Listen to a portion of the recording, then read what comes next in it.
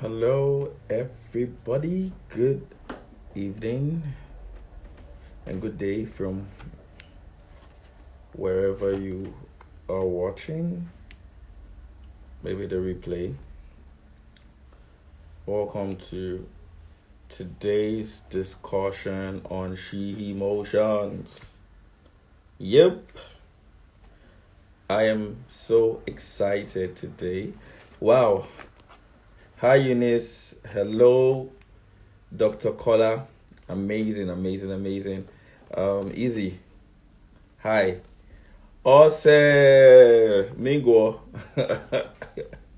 welcome to the live session. Oh, let's get real. Dr. Buki, how are you? Good evening, ma. So excited to have you in here. Okay, everyone, if you're here, let me try to be a little bit dramatic. If you're here and you're listening to me and you can hear me, please put a blessed halo smiley on the comment. Okay, let's get engaging with the live so that it will help with the algorithm, and we're gonna go straight to today's talk on the book. I hope we're not gonna waste much time. I'm really not so used to this Instagram live thing. I'm trying to get used to it. It's a bit uncomfortable. Yeah, so thank you. Thank you so much for the response. So today we're going to be having our guest to talk about the topic on the book, She Emotions, and we're going to talk about the topic on secret proposal. So if you want to come on live too, you can just make a request as well. We can have conversations with you. Our guest is was having some little technical ish with lights, from Africa and data. So let me just confirm that all is good. So about the book, just a little bit of update. Today, I was able to do the photo shoot for the cover, so maybe I'll be teasing with some of the pictures. I'll be teasing with some of the pictures so that we can all make a sound decision together. Hi, Mecca. Welcome. So okay, I think our guest is having a little bit of difficulty with coming in on live, so I'm going to try to read what we have here. So like I said, I wrote this book in 2017. If you have actually been around on my social media handles, you would you would have found out that some way somehow I've been putting extracts of the book and etc. Like I said yesterday on the live, one thing that really changed between 2017 and 2019, I think someone was asking about the book. What did I change? I didn't really change much about the years, like when I got the manuscript and say, okay, let's publish now. I didn't change much in the book. The only thing I really think I changed the most was the tone.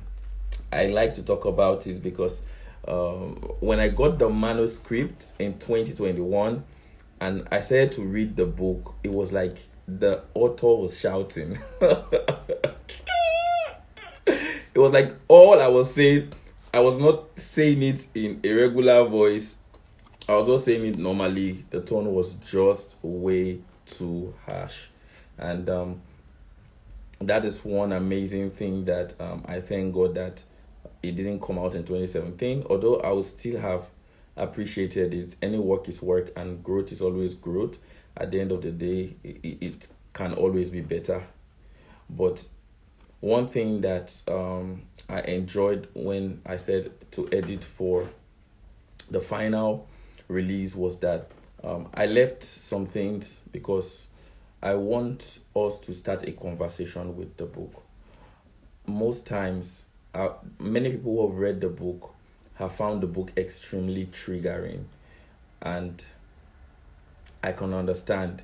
Triggering in a kind of sense, that the main concepts of the book, I didn't just write only from my own experiences. I also got people to talk about their own experiences. So when you read the book, you would discover how people they were able to see life, growing up, the conversation that they wish they had, and the ones that they really did not really get to have. So somebody who edited the book recently was able to point a certain direction towards the book. The person was like, "Oh, it's like I think you were thinking from this point. How about we think from the other point?" I was like, "Wow, exciting!" So I'm waiting for everyone, as much people as possible that will get a copy of the book, and I've been encouraging everyone. Please try to read the book with the intention of joining the conversation. The intention of joining the conversation. I want us to start and normalize conversations that are regularly not had as young people and in young African home. So I'm going to read here while I wait for our guest, and I'm praying that she'll be able to fix the internet ish. I interviewed in 2017, and the topic around here, I would have really loved to have that conversation, but we'll still do it. The topic that I have here is that moment, when many times I've been opportuned to, from a guy's perspective, he's being nice, he's being normal, he's just relating with this certain lady in a normal way. So maybe loves to hang around, loves to maybe call her for a conversation, loves to ask the lady for advice, and in his mind, like, what's there? We are, you're my brother, you're my sister, so take me by the hand. So in such a case, along the line, let's say, usually what happens, it could be vice versa though. Let's say somebody else begins to feel like there was miscommunicated intentions, and then we have seen really many messy cases whereby people are blaming this one, this person is blaming this. You didn't say, somebody was like, did I say anything? That I was say, okay, if you didn't say anything, what did this action mean? So in the book, I got a lady's view, so I'll just read. She's having a little bit of internet, but she gave this part in the book. So she said, one of the things I got to understand in my early 20s, now I'm reading from the book She Emotions, is that actions do speak louder than words. In as much as ladies love verbal affirmation, we are more concerned about actions. All the ladies probably watching me today, is this right? I'll read that line again. She said, one of the things I got to understand in my early 20s is that actions do speak louder than words. In as much as ladies love verbal affirmation, we are more concerned about actions. So she wrote here, she says, we will pick a guy that has action, even if this means little or no verbal affirmation. Well, is that true? Is that true? I don't really know. He said, over a guy, okay. We'll pick a guy that has action, even if it means little or no verbal affirmation, over a guy that is full of words without action any day. She wrote here, she said, some church guys think that it is okay to put actions that will suggest that they are pursuing a lady, but as long as they did not verbally affirm it, then it is nothing. Well, wow, this is serious. So I'm going to read the statement again. said from the book, it says that some church guys think that it is okay to put actions that would suggest that they are pursuing a lady, but as long as they did not verbally affirm it, then there is nothing. Wow, wow, wow, wow, wow, wow. So she's saying here that that ladies, of course, although they love verbal affirmations. Hi, the saved woman. Thank you for being here. That ladies often would read the actions of a guy, right? And even if the guy does not affirm it, even though if you didn't say I am interested, brothers, get a copy of this book and learn. They said that your actions, our actions, are speaking volumes. She went ahead to write experience. She said, for example, if a brother keeps calling me, brothers, listen very well. He said, if a brother keeps calling me, asking me to pray with him, sharing his issues, I am going to read this as I am his safe place, even if he will never verbally affirm it. Let me come from the point of a guy. This is when most guys are like, what's there? It's just, prayer time, studying the word together. I would love to see those who are around the live today. Please let me know, what do you think? Because if I will speak from the male community, many times, many guys that I've spoken to, they will say, that's crazy. That's crazy. I just trek with you. I love I love Nigeria after service. I'm just trekking to you from, like, after church, we walk around the road back home. I buy you suya, and then I tell you good night, and then I go home. Does not mean that I have any intentions. So, well, sometimes these things can cause miscommunication. It says, as ladies, now this is a lady speaking.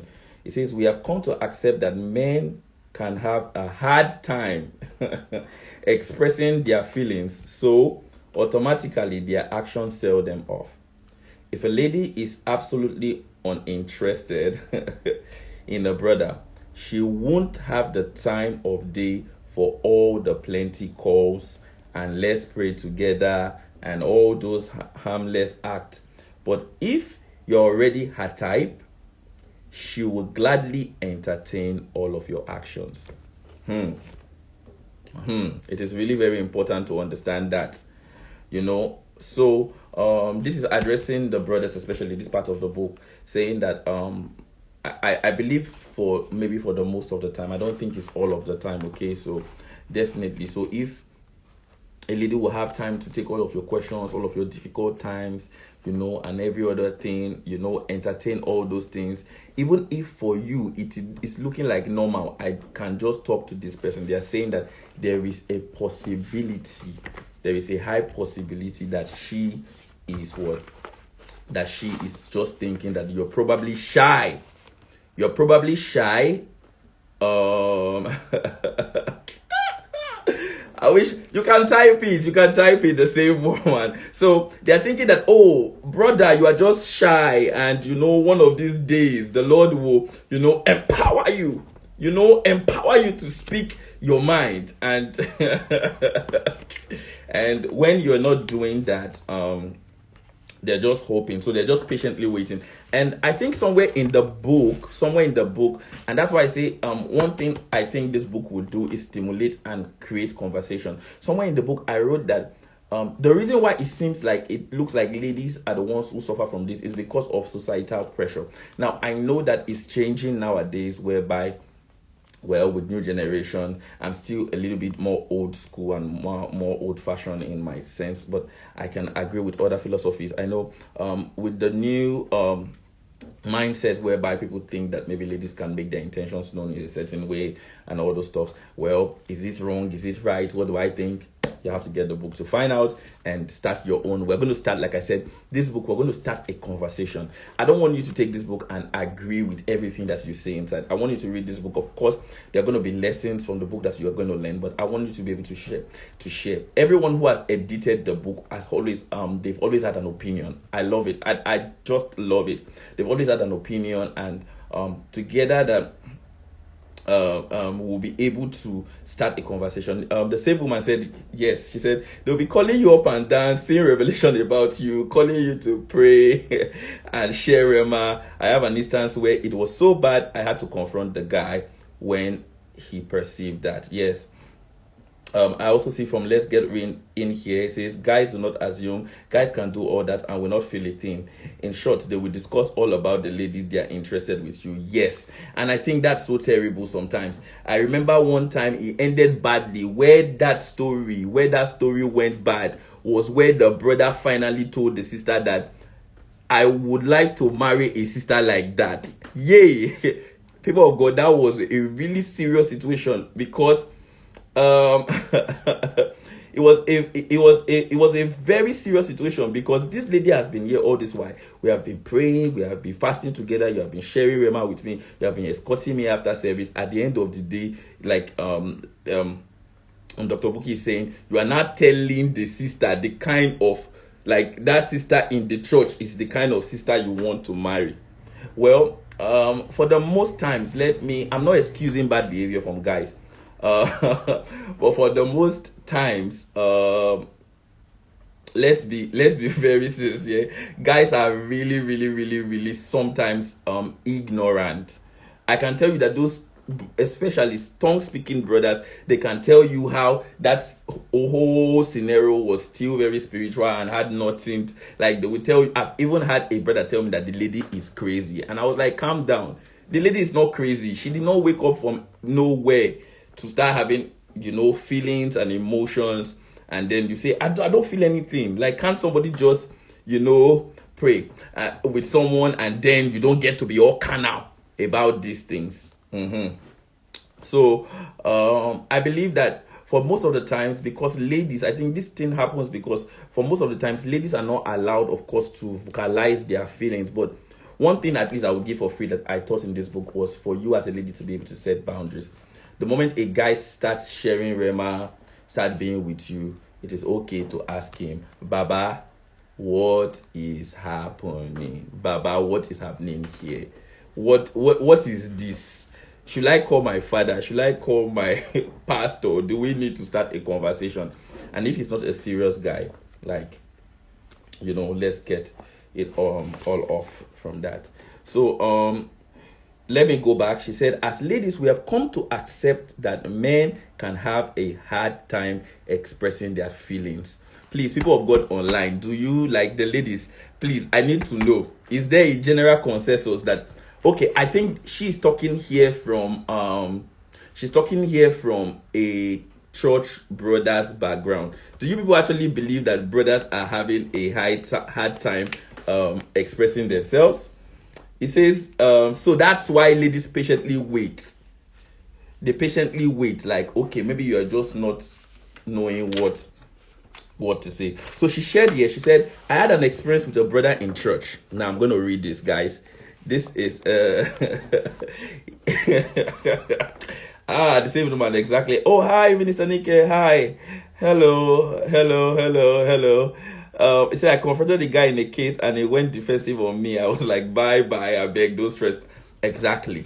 I was talking to someone recently. I said, do not allow this boy be hanging around you just like this. And you're just telling me he's just hanging around you because, he will be scaring away other people.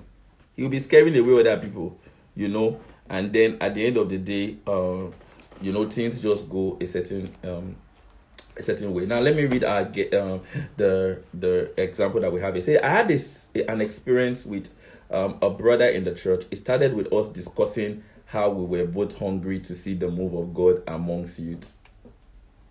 Praise the Lord. As time went by, he called me so many times in a day. was opening up about his family and asking me to pray for him and with him. In the beginning, I didn't see a problem with it, using my church mind, Lord. But with time, I noticed my emotion kicked in. Proximity indeed precipitates affection.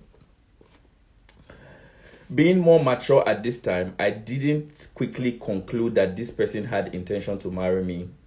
But by his action, I could swear that I know that he liked me. I decided to confront the situation, expecting the person to be mature about it and agreeing to have boundaries. But to my shock, I got the same woman. I think this has to be a type. This has to be a type. The same woman. It says I got the reaction. Oh, you caught feelings. I literally could not believe it. I mean, I was hoping to marry you, but how do you think all your actions are playing out in my head? Now, if this, the writer here was saying, if this scenario had happened like 3 years earlier, my reaction would have been totally different. All those actions you were putting out there are emotional investment. You don't just make them to anyone. At most, we sisters would just conclude that you are not bold again and courageous enough to verbalize your intention right now.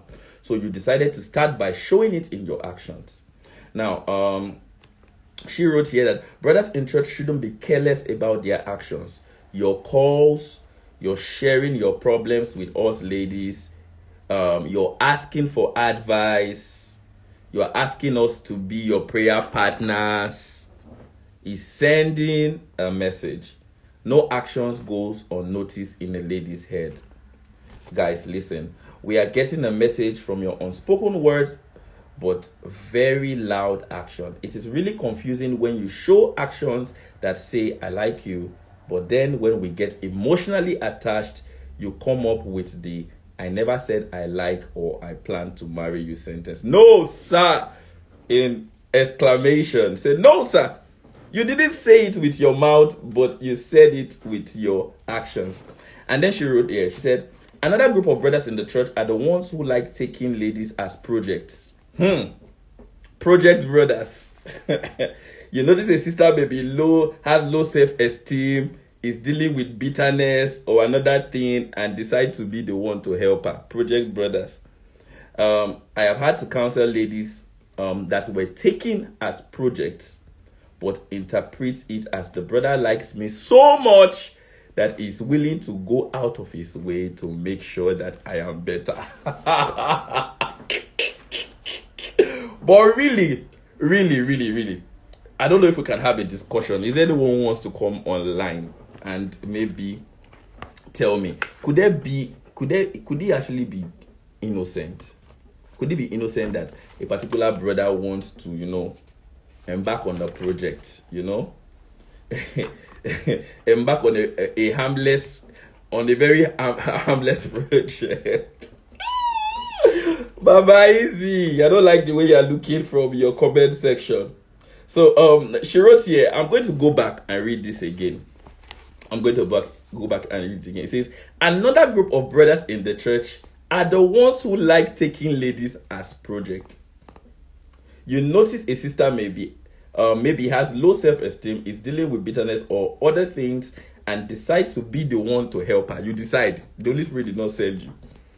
It says, I have had to counsel ladies that were taken as projects, but interpreted it as, the brother likes me so much, he is willing to go out of his way to make sure I am better. Sharing here say, if you are so concerned, talk to a fellow sister to help mentor her, because I do understand that some brothers' intentions are so pure, but ladies will still read the actions. Especially, I'm not saying that you can't help, you can't intervene in situations, but when your help becomes so nurturing and so personal and so caring, help at 12 a.m., help at 2 a.m., help including accepting, including planning special moments and etc., making demands, See, to be honest, many of these things start as prayer, fasting, projects that ends out to another way that it doesn't go. So it was written here that, dear brothers, this part was especially addressed to brothers. Saying, dear brothers, your action in themselves are words, and are sending the ladies a message. So be careful about your action. They indeed would speak louder than words. Yes. So I also feel um at the other end as well. I think ladies as well should also, I think there's somewhere around two in the book I put that ladies as well also should also learn to set boundaries. If a certain way you begin to feel like, see, don't allow anybody use you as an experiment. Don't wait until he's bold enough. If a man is not bold enough to declare his intentions, then it's definitely not allowed to be given a space in your heart, because at the end of the day it will end to story that touch. So and like, really, if he really hasn't said anything, then he absolutely has not he has not said anything. I, for one, I definitely especially allow sisters to handle sisters in most cases where it is possible. Because as a young person, especially, some cases are so sensitive. By the time somebody is calling you at 12, at 1 a.m. and telling you deep things about their family life, telling you things that has gone back to their fourth generation, and and all those things, is emotional investment.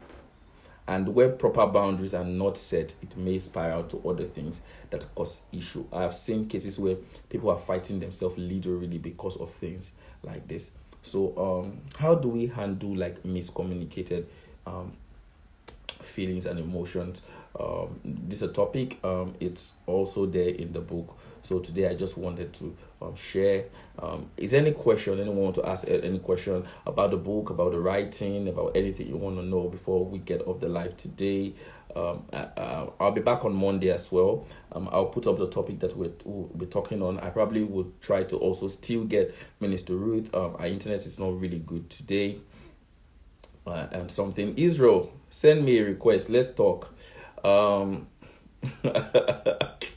Isreal, send me a request. Let's talk. Send me a request.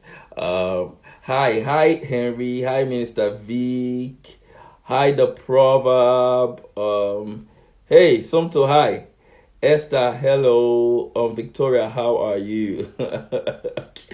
It is only natural that if you allow someone invest in you emotional, sooner than later you will bear fruits of even deeper emotions and attachment.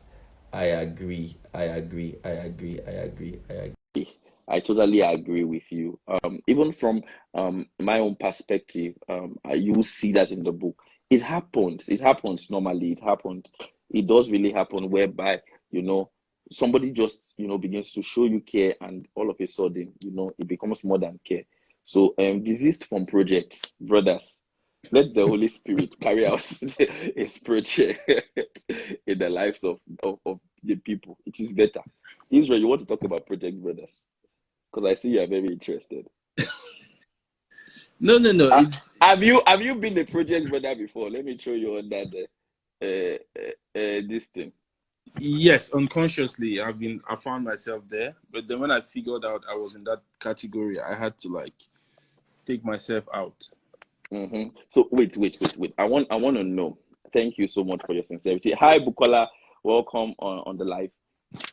Mary, also welcome here. So tell me the sincerity of your intentions from the beginning, because I know that this thing always starts very sincerely. Sometimes, because no child of God wants to be a witch or wizard. Nobody who is born again wakes up and say, I must become a project brother. I think I should put chip in something small in the book before it comes at the project brother. So tell me, how sincere can you guarantee like it begins really unconsciously? How can you really say that? All right. I think 100% of the times it starts Mm-hmm, unconsciously, especially if you're a mm-hmm, believer. Okay, mm-hmm, but we can't also rule out the fact that there are people who actually go in there. They know what they want. They mm-hmm, are actually going in for something. Okay, mm-hmm, there. Because the truth is this: a lady who is kind of vulnerable, probably having self-esteem issues, or probably having one challenge or the other. I can't rule out the fact that there are certain brothers in the church who actually take advantage of that, and then get their way or warm their way into the girl's heart or something. Yes, they might be providing value to the lady in question. Yes, they might be helping her. But value in exchange for what? Exactly, that's where the problem lies. In real sense, it should be just providing value. And like I often advise, it's like when you're providing value, you have to be careful so that you don't misuse that privilege or that opportunity, because it's always a privilege to provide someone with value, right? But then, unfortunately, sometimes if you're not careful to draw the boundaries, if you're not careful to notice when things try to spiral out of hand, what you're going to do is that you're going to keep on going with the flow, and then sometimes really unconsciously, innocently, the lady starts seeing it in a different light. But why is it? Why? I feel a little sense of bias. That's why I want to talk to a lady, because I think it's always like the lady starts seeing it, which sometimes probably give it. Most of these project brothers give this lady this tag of crazy sister. No, they are not crazy. Carnal sister, like no, I'm just trying to help you, and now you have gotten carnal and crazy and reading. Did I say anything? It was value I was adding. No, when you're trying to help someone, right, you have to always define the boundaries from the beginning. And as you progress, constantly remind the person. I have one of my friends who we're very close, a lady, very close. Our families are really friendly. I remember one of the first few times we got talking, and we got talking, and then got friendly and everything. One of the first things I told her was that, see, listen, I'm just putting it out there. Nothing can ever happen between the two of us. Well, don't think in that direction, right? You know, when I said it, initially she was shocked, and she was like, why do you think that, or why are you saying that? I'm like, no, I understand that I'm in a certain phase of life, and you're also in a certain phase of life, you see. So and it doesn't really take much time for people around to start assuming certain things, or for people around to start saying certain things. So and the thing is sometimes you don't even have anything in mind, and probably due to projections from around the corner, you find yourself in these positions. So it's like, and then from time to time, even now when we talk, we just laugh about it and everything. And I keep, somewhere at the back of my mind, or I keep from time to time, I chip in this reminder, just so that in case, you never know. And the reminder is not just the person, but the reminder is to myself too. And I think that is something that Christian brothers are supposed to really, really, really start doing. We have to see, it's the responsibility, as much as we say that, people should take care of themselves, ladies should take care of themselves, but it is also a big responsibility on brothers to take care of our sisters. Okay, what about this? This part where most times people, brothers especially, want to hang around sisters and don't want to make it something really clear, or their intentions really clear, because they are trying to know if she's the one. Is it right? It is wrong. It is wrong. It is wrong. Okay. And why? I might be wrong, but in my opinion, I think it is wrong, because I see it as stringing the sister along. Mind you, I'm trying to look for a way to put it so that it doesn't appear as being sexist or anything. But the truth is this, right? Ladies have all right, let me just put it this way. There's a biological time frame or time clock or whatever, or what they call it, right? So it's like, imagine a girl is like 24, 25, 26, somewhere between 24 and 28. And you as a guy, you are 30, and you're hanging around her.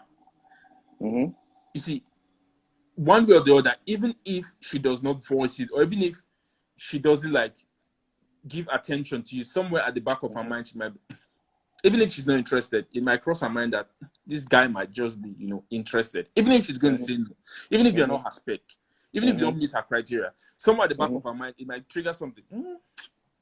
This guy might just be interested. Maybe. So the more you hang around, if it just happens to be that the lady happens, you happen to be her spec, or probably you are someone who she has been admiring privately or secretly and anything and stuff like that, you start giving her what's it called? You start.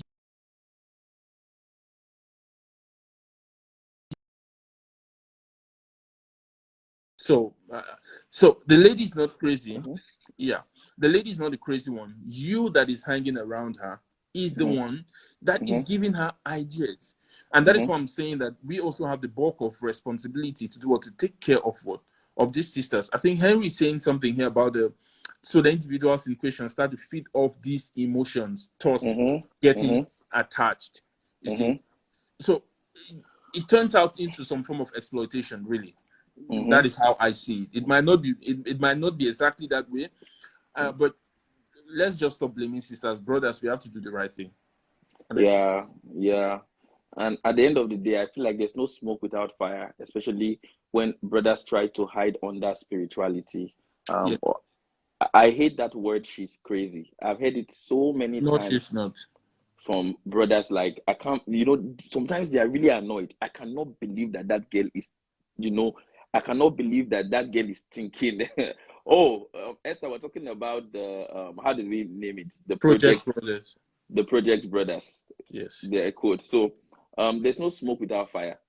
Somebody cannot wake up one morning and just, get carnal and get crazy. And if for any reason, you were careless enough not to walk maturely and allow the word of God guide you in your relationship, and I think it's something that you should be really deeply sorry about, Yes. and immediately retrace your actions and all of those stuff. And while retracing your actions, make sure you make it clear to the person that, oh, this is what is happening. Don't gaslight them and tell them that it was because you were not spiritual enough. That was why this Admit that particular it thing was happened. from your part. You either showed the person some green, because for example, you can't just let's say for example every let's say the lady's birthday, right? Oh, you carry it on your head, you celebrate her. But what if I was just happy in that season and I wanted to No. be happy? That's why I say every of her birthday, on Valentine's Day, you're taking her to restaurant. Women's Day, you are getting her a ring. Valentine's Day. Yes. Your pastor needs to call you to order. On Valentine's Day, brother in the Lord, what is that? You should take all of us, call all of us for that party, and call all of us for that celebration. Yeah, and I don't know. Some brothers have this. I think that's not addressed here. We just addressed the issue of silent proposal here, because we're just talking about single life and how to carry ourselves. But there's some brothers who have special calling for women ministry, and I think it's dangerous. It's a dangerous trait where it's like, they counsel brother, they counsel this thing. All your projects is just like, God has, like on Valentine's Day, that there's a problem. Only sisters. And well, I don't know if there's any calling like that, calling into women ministry from the brother. Normally it's women I know that used to have women ministry. I've never heard them. Well, with regards to this whole thing, I think it still boils down to, you cannot just, you alone as a brother cannot always have ladies as mentees, or probably just the only person who, in an environment who ladies can rush up to advice, right? Well, that's why I say that part of the thing that this book would do is spark up conversation. I really want to know if it's really what everybody thinks, though. So let's kind of leave it hanging there. But I just know that there are certain levels of catastrophes that have risen from things like this, and largely why I thought about addressing it for my book is that after really talking to a lot of guys, I just know that most of them are grossly actually ignorant, and ignorance is not an excuse. What's Henry saying? He says most individuals find others being counseling opposite sex cause of gender discrimination. Well, there's that one too. There is that as well. So well, let's keep the conversation really, like, let's keep it really dark and vague. Let's not put all the answers there. Well, yes, if you want to look at it as well, like that, well, that would be another conversation. I don't want to really go and dive into all of that. Henry, I see you and I hear you, like, absolutely, and I have a point. You have a lot of points in that, and that's Yeah. why I say that basically I think that what I am looking forward to the book doing is I want the book to trigger every one of us. Like, let's all get triggered. Let's come and talk about these things. Let's normalize it, because I think that sometimes for a discussion to be complete, it has to have various perspectives, and we have to really see how everyone analyzes it, and then we'll bring this our different analysis and thinking to the Word of God, and let it shape our discussion. So right here too, I think the next time we'll be on live, we'll come and talk about, can a guy and a woman be friends? Can a brother and sister in the Lord be genuine friends? I have some married people in my life. Israel, I hope that very soon that I can be saying that about you. Please do not return the favor back to me. But why did I say this now on live? Because I have people here who will be after us.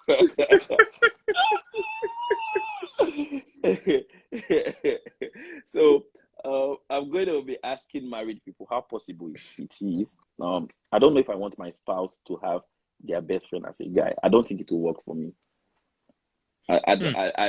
I really don't mind. Now you can ask me, Pastor, why, or you can ask me very like that. Like, this is just my psyche.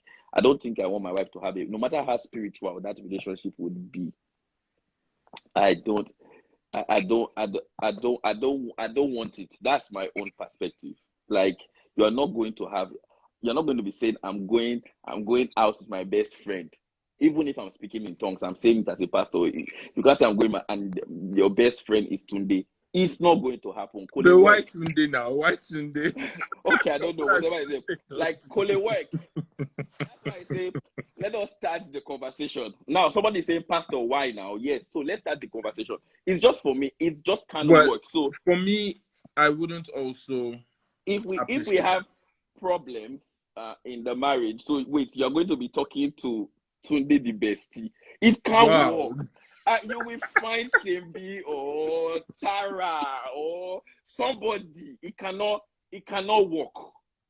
That's a conversation I want us to start, because if we normalize that really a boy and a girl can be friends normally, one of the things I wrote in the book, I don't want to give away much on the book, is that there is always the tendency in male and female friendship of someone having emotion and somebody not having, somebody having expectation and somebody is not.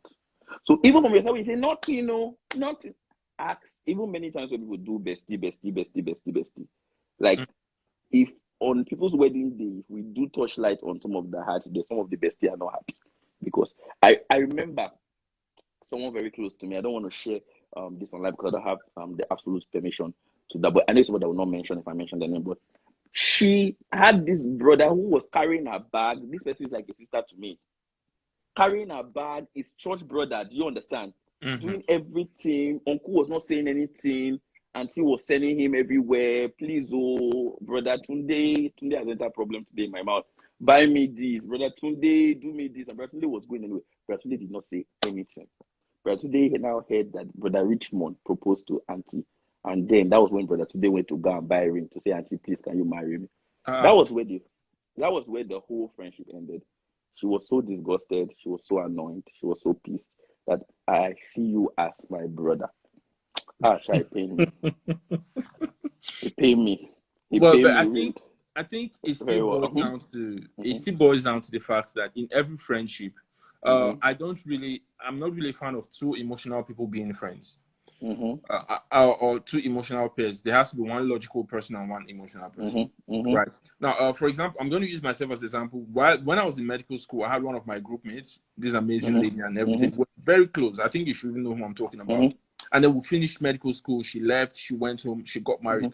The moment she started planning for her marriage and everything, I started reducing my conversation with her. It finished. At the end of the day, somebody said it. Your spouse should be your best friend. I'm sorry, you can't. Yes. I should be your best male friend. I know that you may have a sister you want. I don't know if I can do sister talk or sister. I don't know if I now. Let me not talk so much. Let me not talk so much because, well, I said I want this book to spark a conversation, right? How what's that word? Oh, misogyny. You know, you sabi pronounce that. When misogyny, I mean misogyny or misogyny. whatever that Being word. Misogynistics. That misogynicity, whatever. Let nobody come after me for not being able to pronounce the word, but I cannot do maybe all this lazy talk, ladies talk, gist, 4 hours, 5 hours, 6 hours. Please, feminists here, don't kill me. I know. I will try as much as possible to listen. But you cannot tell me, I cannot wake up in the night. I don't know why I'm saying this. I cannot wake up in the night and then you are laughing, you're talking to your friend, and I say, who is that? It's Tunde. Ha! No, Jesus will settle quarrel. no, it's not possible. Jesus will settle wrong. quarrel. Today will visit us in the morning and he will sit down and open Bible and we will pray for him. No, so well, misogynistic Israel, that's the word. Misogynistic. I So wish someone could send the voice note and explain and pronounce. All right, I'll learn how to pronounce. I will learn how to pronounce it after this. Never, Swiss, I agree with you. Never, never, never, never, never. So maybe I will try to get other voices and that. But in this book, I wrote almost every possible reason. One thing I tried not to do in some of the cases in this book was try not to impose a conclusion, which is quite unlike me. But I'm changing. I try not to impose a conclusion. I try to because I really want us to talk Someone said about Tunde is dangerous. Tunde is very dangerous. Yes, he must be a very dangerous brother. So the book actually it addressed almost everything. It's random. It's the first in the series, and like I said, I want everybody to get it, and I want everybody to read it, and let's have a conversation. What I am looking for at this book is a kind of book whereby if you're shy, right, you can give to your child, right, and the book will definitely stimulate them, and you can have conversation. If you with this book, if you have younger brothers and sisters and you never could know how to talk about them, like you know how far, you know, I'm thinking of calling one of my sisters now. You know, she's old enough and I say, how far, what did they happen? You understand? And you like person or person like you, because no matter how you like ragade, you speak in tongues, at a certain age, there's a chapter here that says, what does chemistry have to do with it? So, what is chemistry? You can understand chemistry. You get an A1 in chemistry in school if you read this book. just kidding. So this is the book whereby I think even as pastors or anything, you can give to your young folks in the congregation. They can read it and then you can start talking. You know, it can break the ice. I'm doing a good advert. Isreal, am I doing a good advert for the book? Yes. Actually, I think it's a book every young person should have, especially in the Christian community, because unfortunately, I understand really our generation is doing great. We are shattering boundaries, we are pushing, but then sometimes there are certain conversations that are very uncomfortable. Okay, I remember 2018, I tried talking with my younger brother and my cousin at home and everything. It took me a lot. Yes. For us to be able to have the conversation.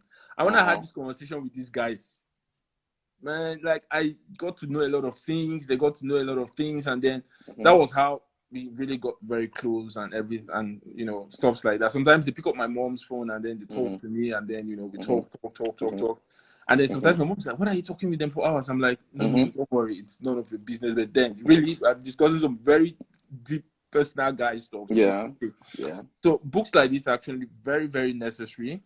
Books like this are actually very necessary. Yeah, it's emotions. It has to deal with someone is asking what the book is about. It has to do with emotions, relationships, some part of dating, and then basically everything that has to do with the young guys and girls, especially within the Christian boundaries. What if she has emotions for another she? Does it address it too? Okay. Well, that's another conversation. we didn't address that here. We just addressed the normal boundaries, like Mr. Israel said, the normal one. That one now has waka from she or he motion. We know the Bible. That one is clear. No, That but you know, the sometimes, but you actually know that as much as that we there, think that there, these there, things are there far, could be that tilting, and those things are real in church, it's actually very real. and I've then so encountered people like that. yes, and well, thank you for bringing that. I'm going to note that. Like I said, this is sparking up a conversation, okay? And in subsequent copies, as we are going across to make the conversations more louder and more general, I think I should address that. People dealing with such situations, and how God can help them, and how we can normalize having that conversation without trashing people out and not giving them a chance to receive the word of God. Not condoning sin anyways. It's always going to start from, this is not what the word of All God right, but says. there's something I want to ask, Mm-hmm. right? It's pertaining to this. For example, like, okay, let's use, for we guys, okay, Okay, let's guys not. are not touchy, Mm-hmm, mm-hmm. okay? Guys are not touchy, but But with girls are. ladies are, sometimes, I think Israel, it I was think we someone, cannot. I think we will need a lady to address that issue. I know yes, the question you want to ask, right? yeah, So maybe let me just put it down, okay? yeah, Probably I would actually get. I know that question for guys. For the most times, we're not hugging each other, we're not touching each other, that kind of life. But yeah, for ladies, is actually, for some of them, I see that is quite a kind of exactly. Ladies can hold hands and be walking to Atebe, and it's absolutely. But guy, we cannot just see make up for baby. We hold hands. I can't even imagine. I can't. Okay. Yeah, I love this. I love the conversation. Someone is like, guys are not touching. Excusez-moi. Okay. Okay. Yes. We're going to talk about all these things. And as Christian youth, this is the forum. Log on to this page and get a copy. Yes, Christy, it talks to parents a lot. In this chapter, we address growing up. We address we address things like homes where dad were not present, mom were not present. What can they do to rectify it? I help to bring out some also psychological traits that occurs in people like that, in that environment. And luckily enough, I was able to talk to someone about that also part of it. So it's there, it addresses parents. This is like a whole book. Like, you can read with your parents, you can read with your friends, you can read. So it's like a whole scope as well. So it addresses parents as well. Here and here, I have a part whereby I have conversation between mom and or dad, like something of that nature. Yes, so it does talk to parents as well, and also communicates us being better parents at most of it. Or yeah. So I don't know. Any questions? Any more questions? Anyone wants to join live? You want to share something? Probably we've said something that you're like, no, no, no, no, no, no, no, no. I don't agree. I don't agree. And you want to be like, I want to make my own point, because like I said, the aim of this book is to start a conversation. It's one reason why I didn't touch much on yes, it says this is quite insightful because many books talk about their intercourse or for young ones. So yeah, yeah. So we're going to talk about that. Even there's a chapter where we talk about how to handle issues. We share testimonies and all those stuff. I think there's a story about also. I didn't really deal with it in depthly because I don't have the empathy enough to handle it. But someone else in the book was able to talk about how their parents didn't really pay much attention to them growing up. And I love that it was a guy who shared the story in the book. He shared the story about how he was raped by one of the people who lived in their house. And yeah. from there, that was when he began his own sexual struggles. And I've seen generally that most sexual struggles start from triggers. Like for me, when I started masturbating, it started from a trigger. It started from I seeing someone in my house engaging in sexual activity Activities, yeah. with a person. And from that day, it scarred my memory, and it awoken things in me without understanding, and I wish I could speak to my parents that this is what I saw. Do you understand? Yeah. And what happened, this is what happened inside of me, this is what happened.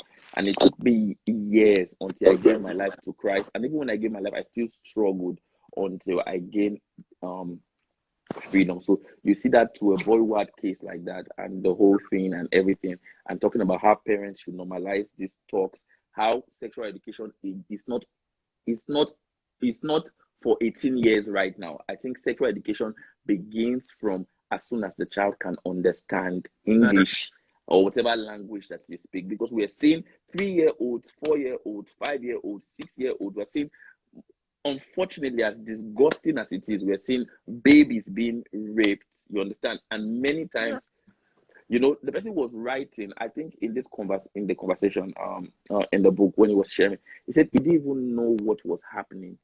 So many times they engage, a person is having intercourse, for example, and it takes a lot of years before they know, this is actually what happened to this is what we are doing. This is what is happening. The guy shared in the book. I don't know. I hope I have not reviewed too much and cut off so much. I'm hoping, because I wanted us to just have this stimulated topics. So everything is addressed in here to the best of starting a conversation. So we would be able to have all round conversations with the book. So that's about it, I think.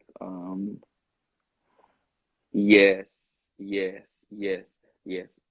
Sex education should be from at least the basic. You can't tell the child everything. The basic. Yeah, but you actually realize that we have a lot of responsibility to do that, because you see cartoons are beginning to animes with transgenders, with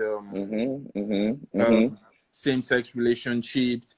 Actually, I think some time ago I was reading that in France they want to start teaching sex education in nursery schools, primary schools, and all of that. So if we don't start early, and the truth is, sex education is going to happen whether you like it or not. So you either do it or someone else will do it for you.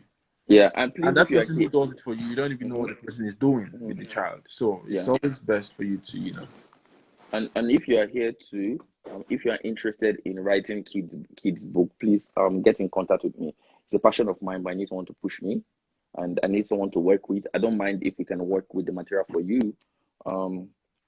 So something that we can work on from the young age, putting godly concepts in those little books. I thank God for my book of Bible story, but I don't think it will work for this generation. That book was great. It won't. It has to do better. I'm not saying they will not enjoy it, but I think that we need to sneak in. We need to make books like that. Books like that. We thank God for authors who really thought about those things and wrote about those things. They were really great at that time. But we need creatives who can really write things that will combat this generation that we are in. That we are in now. Yeah. It's not that book of Adam and Eve with the apple. Like life has passed. Adam and Eve with the apple Adam and Eve with the apple in the Garden of Eden. In no day like that again. So we need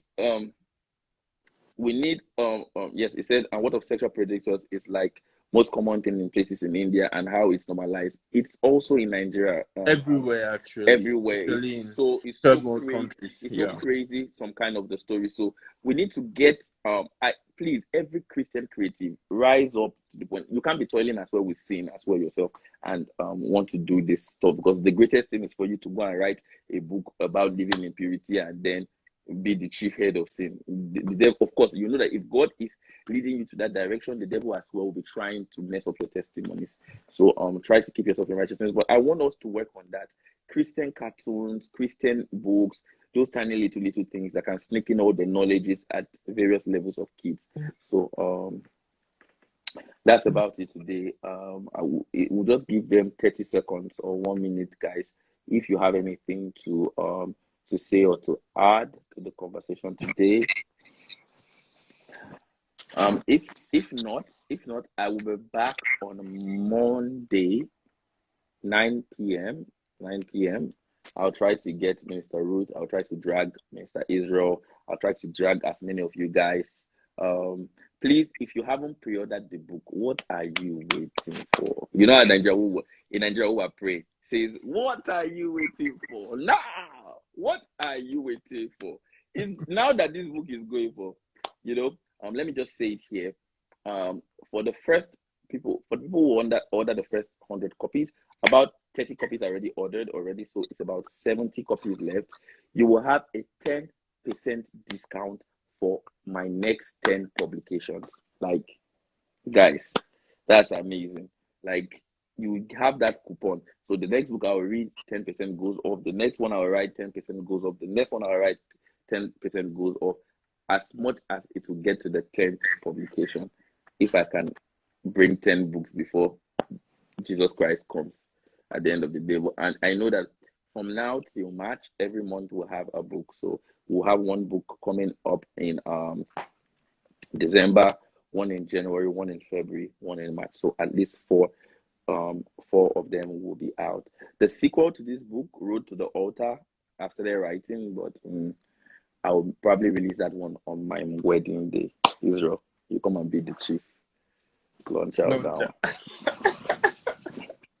So that one will be Road to the Altar. So that one will be from the step of that will be the book that will be senior course for courtship and yes, courtship or dating, any word you want to call it. Actually, yes, because people hide under different umbrellas. I am not about that light. That what is dating is any name that you give it to it. What I want to know is what you are doing inside.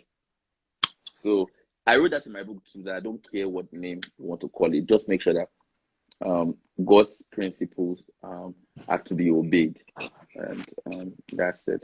So thank you so much. You can DM me if you have any question, any disagreement, if you want to know how to order.